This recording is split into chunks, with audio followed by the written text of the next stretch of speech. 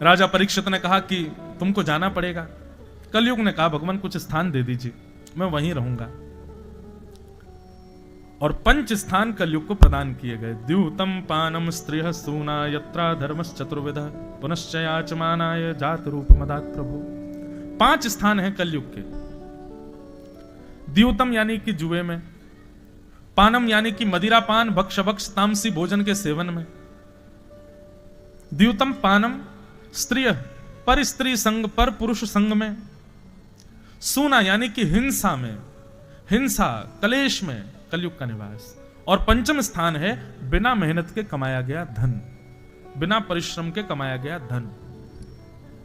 आप कुछ मत कीजिए, बस इन 5 जगहों से बच जाओ। जुआ कभी नहीं खेलना है। खेल कोई भी खेलो, कभी भी पैसे को दांव पर मत लगाओ। पैसे को दांव पर जैसे ही आप लगाते हैं, वो कोई भी बात हो वो जुआ ही हो जाता है, वो द्यूतम की कैटेगरी में ही आता है।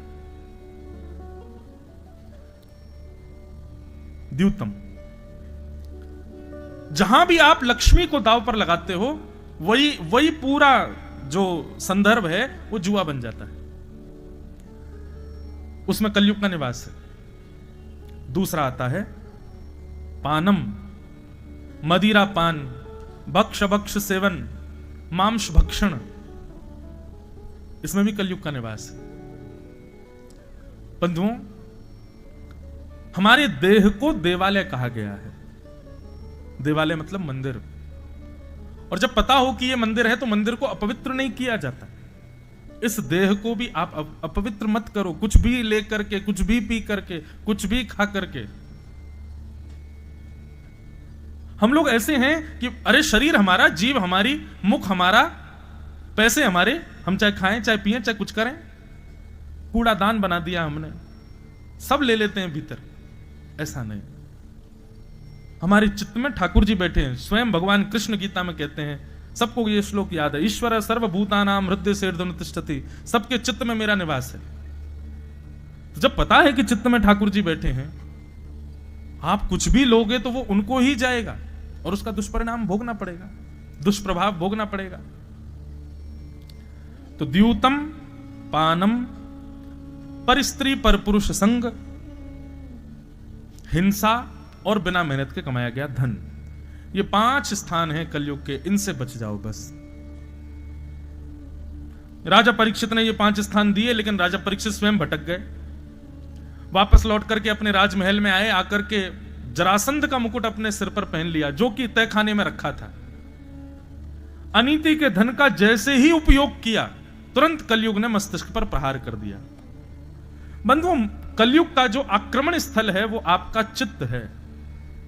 कलयुग आपके मन को मैला करेगा, आपके विचारों को मैला करेगा, और फिर मन और विचारों के मैले करवाने से आपसे पाप करवाएगा।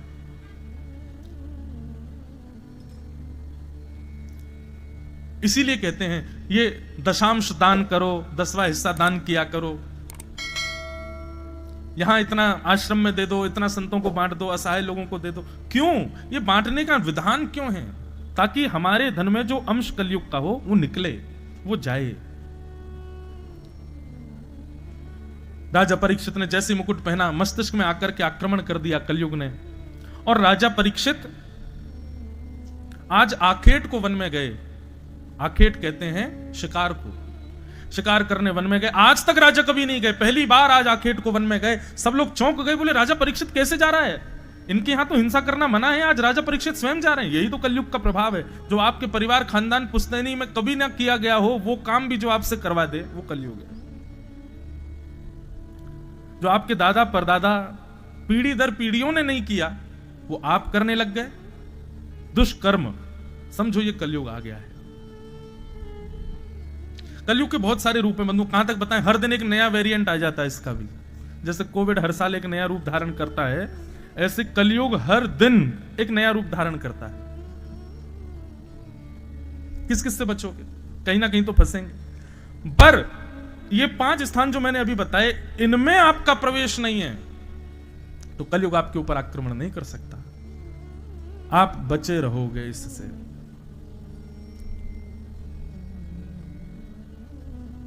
बहुत सावधानी से सुनो। राजा परीक्षित आखेट को वन में गए, जानवर तो कोई मार नहीं पाए क्योंकि आता ही नहीं था शिकार करना। तभी एक शमीक ऋषि के आश्रम पर जाकर के जल की याचना की। शमीक ऋषि समाधि में बैठे थे, जल नहीं दिया, उनकी आज्ञा, उनकी बात का प्रत्युत्तर नहीं दिया, तो राजा को लगा कि ये पाखंडी मेरे को देख करके ध्यान का नाटक कर रहे हैं, और राजा परीक्षित ने मरा हुआ सर्प शमीक ऋषि के गले में डाल दिया। बंधुओं, यह भी एक कलयुग का रूप है कि किसी वैष्णव को देख करके, किसी संत को देख करके, किसी भगवत भक्त को देख करके, उसकी भजन की क्रिया देख के आपको पाखंड लगता हो, आपके चित्त में यह भाव आता हो कि यह तो आडंबर है। यह भी एक कलयुग का स्वभाव है, ये कलयुग दिखाता है आपको ऐसा।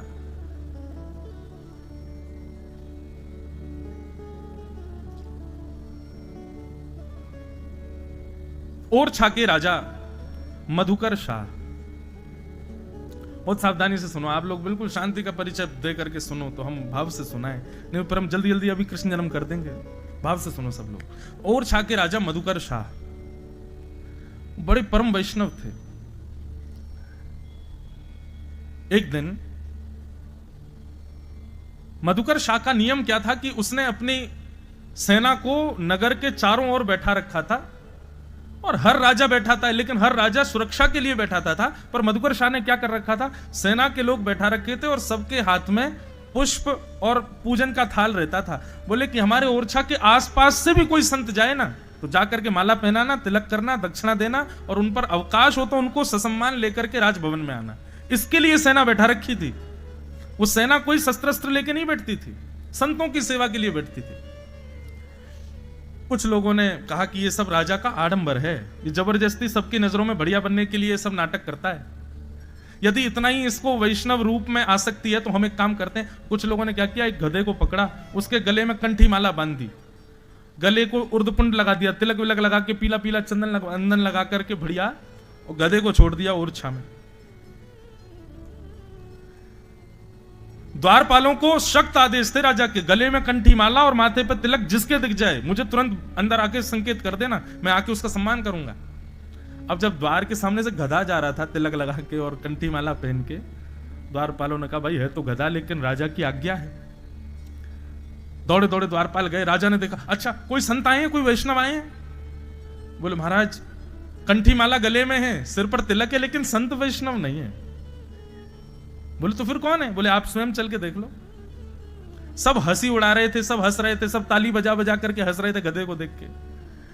लेकिन जैसे ही मधुकर शाह ने बाहर आकर के देखा, नेत्र सजल हो गए, दंडवत प्रणाम किया, चरणों में जल चढ़ा करके चरण प्रक्षालन किए, आरती की, माला पहनाई, सुंदर वस्त्र उड़ा करके उनको सुंदर जो गधा खाता है वो उसको खिलाया।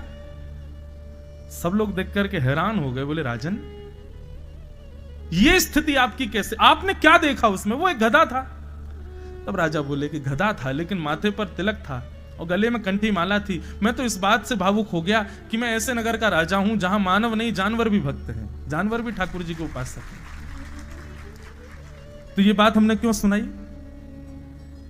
किसी के भी माथे पर तिलक दिख जाए आज के बाद, गले में कंठी माला दिखाई दे जाए, सबसे पहले तो उसको प्रणाम करना। यदि वो चरण छूने का अवकाश ना हो तो बात अलग है, लेकिन तो हाथ जोड़ के प्रणाम तो सर झुका के थोड़ा तो कर ही लेना। और दूसरी बात, उसके द्वारा की गई क्रिया चाहे कैसी भी हो उसको आडंबर कभी मत समझना। भले ही वो कर भी रहा हो आडंबर, आप मत सोचना कि वो आडंबर कर रहा है। अगर वो आडंबर कर रहा है तो खुद फंसेगा, लेकिन आपके मन में उसके प्रति ये दूषित भाव नहीं आना चाहिए।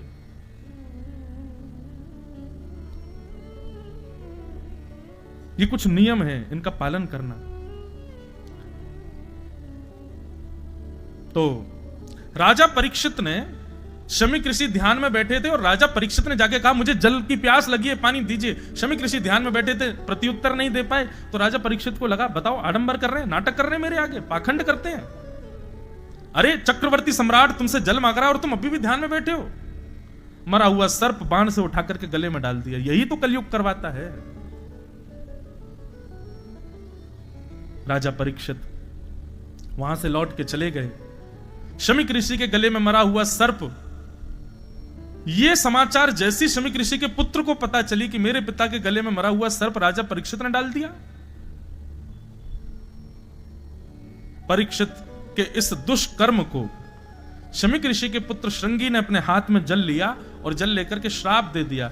श्राप देता हूं कि राजा परीक्षित, चक्रवर्ती सम्राट राजा परीक्षित, आज के ठीक 7वें दिन तक्षक सर्प के डसने से उनकी मृत्यु हो जाएगी। और राजा परीक्षित को 7 दिन में मरने का श्राप लग गया। परीक्षित लौट करके गए, जैसे ही मुकुट उतार के रखा तुरंत उनको समझ आया ये मैंने क्या किया, एक संत के गले में मरा हुआ सर्प। अरे ठीक है, मैंने मांगा, उन्होंने प्रत्युत्तर नहीं दिया, तो मैंने इतना भी अपने क्रोध पर काबू नहीं किया कि वहां से चुपचाप चला जाऊं, गले में मरा हुआ सर्प डाल दिया, ये मैंने कैसे कर दिया। ये सब कलयुग करवा रहा था। बंधुओं, पाप करने की हमारी इच्छा नहीं होती। निश्चित मानिएगा, जो व्यक्ति पहली बार मदिरा पान करता है घबराता है, डरता है। जो पहली बार मांस भक्षण करता है, बचपन से नहीं किया हो, कभी शुरू कर दे दोस्तों के संग बैठ करके, घबराता है, उसका रात भर मन बेचैन रहता है, मैंने ऐसा क्यों किया। कभी किसी का हृदय ना दुखाता हो और वो व्यक्ति अपने स्वार्थ के लिए किसी का हृदय दुखा दे, वो आत्मग्लानि में 7-7 दिन सोता नहीं है। फिर इसका मतलब क्या है? पाप हमारा स्वभाव नहीं है, कलयुग करवाता है। इसलिए भैया ये नाम जप, ये कीर्तन, ये सत्संग, ये सारे क्या बोले,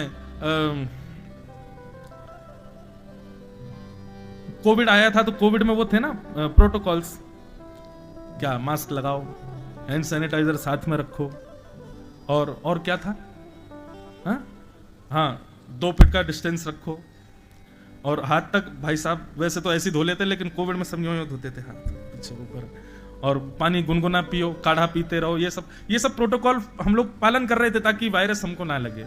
ठीक वैसे ही भैया ये कलयुग रूपी वायरस के भी कुछ प्रोटोकॉल हैं, इनका पालन करो। क्या? नित्य भगवान का स्मरण करो, नित्य ठाकुर जी की मधुर चर्चा, 20 मिनट नित्य कोई ना कोई कथा सत्संग जरूर सुनो। नित्य अपने जीवन में कुछ नवीनता लाने का प्रयास करो, सत्संग के माध्यम से अपने ठाकुर जी की सेवा करो, माता पिता की सेवा करो, अपने माथे पर तिलक लगा करके रहो। इस प्रकार के प्रोटोकॉल्स का जो पालन करते हैं तो कलयुग आता तो है आसपास, लेकिन स्पर्श करने से पहले ही चला जाता है, उसके ऊपर हावी नहीं हो पाता। राजा परीक्षित ने जैसे ही मुकुट उतारा, उनको याद आया ये मैंने क्या कर दिया। तभी शमीक ऋषि के आश्रम से एक शिष्य आए और आकर के कहा, राजा परीक्षित, आज आपने जो कृत्य किया उसकी वजह से आपको 7 दिन में मरने का श्राप लगा है। आज के ठीक 7वें दिन तक्षक सर्प आपको डसेगा और आपकी मृत्यु हो जाएगी। कृपा करके अपनी मुक्ति का उपाय खोज लीजिए। बंधुओं, ये बात सुनकर के राजा परीक्षित दुखी नहीं हुए। शास्त्र में एक आज्ञा करते हैं, क्रोधापि देवेन वरेण तुल्यम। शास्त्र आज्ञा करते हैं कि बड़े लोग जब क्रोध में कुछ बहुत गलत आपको बोल जाते हैं तो उस समय तो आपको बुरा लगता है कि इन्होंने देखो मुझे ऐसा बोल दिया, लेकिन कुछ दिन बाद आपको पता चलेगा वो जो फटकार थी ना, वो तो वरदान था, उसी का वरदान आज हमको मिला है। ये शास्त्र आज्ञा है। इसलिए आजकल पता है क्या, आजकल युवाओं में एक चीज की कमी है, पेशेंस बिल्कुल नहीं है।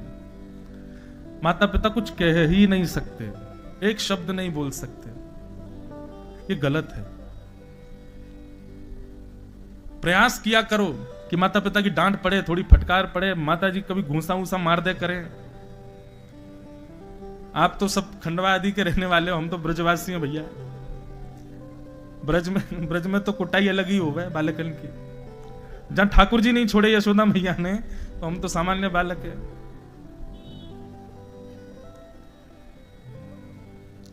माता पिता, गुरुजन, बड़े लोग, ब्राह्मण या संत वृंद आदि ये कभी फटकार दें, डांट दें, कुछ कह दें, तो उस पर कभी चिंतित मत होना, क्योंकि शास्त्र आज्ञा करते हैं, क्रोधापि देवेन वरेण तुल्यम।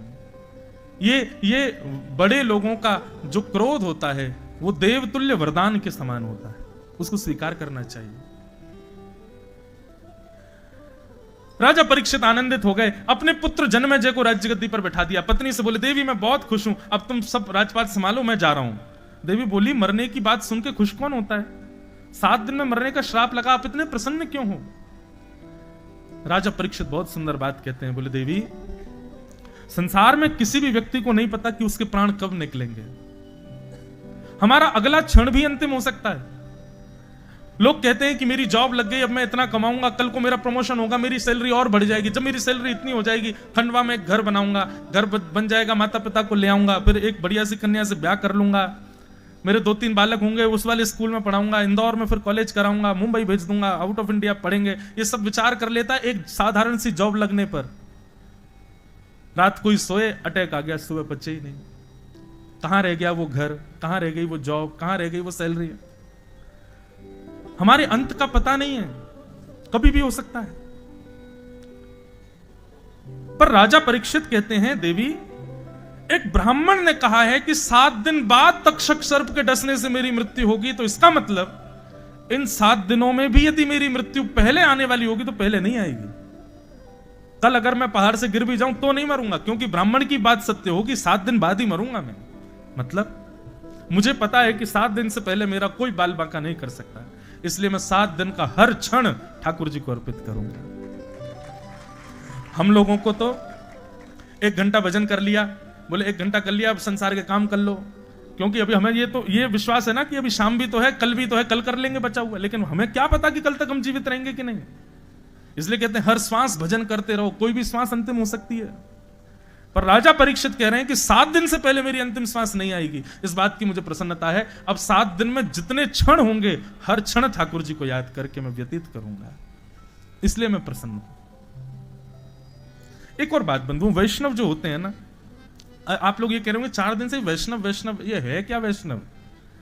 ठाकुर जी का जो भजन करते हैं, कथा से जो प्रेम करते हैं, वृंदावन जाने का जिनका मन होता है, जो तिलक लगाते हैं, जो ठाकुर जी से संबंध रखते हैं, केवल वो पूजा के पात्र हैं, दिन में एक बार उनको अगरबत्ती दिखा दी, धूप बत्ती कर दी, ये व्यवहार स्वभाव रखने वाले वैष्णव नहीं। वैष्णव मतलब दिन में जिस प्रकार माँ पिता पति पुत्रों को स्थान है, ऐसे ठाकुर जी को भी स्थान है। उनकी चिंता भी जिनके चित्त में लगी रहती है, उनके लिए जो क्रियारत रहते हैं उसको वैष्णव कहते हैं।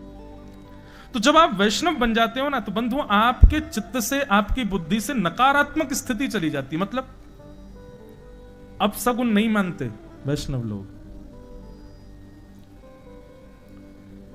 बिल्ली रास्ता काट गई, गाड़ी रोक ली, लेकिन वैष्णव नहीं रोकते। हमारे संग ठाकुर जी, हमें काय को डरवे की चिंता, चलो आगे। अभी पौन बज रहे हैं, अभी कहीं मत जाओ, पौन पे नहीं निकलना चाहिए, कार्य असफल हो जाते हैं। लेकिन जो वैष्णव होते हैं वो ये सब विचारधारा नहीं रखते। और एक और बात कह दूं, वैष्णव जो होते हैं ना, ज्यादा भविष्य कथन, ज्यादा इस ऐसा कर दो ऐसा हो जाएगा, वहां पे वो धरियाना उससे ये हो जाएगा, इधर कपड़ा बांध देना इससे ये हो जाएगा, इन सब चीजों में वैष्णव विश्वास नहीं करते। वैष्णवों की तो केवल एक ही विश्वास का केंद्र है, ठाकुर जी। बस वे कृपा करेंगे, सब मंगल करेंगे। अन्य आश्रय नहीं करते वैष्णव।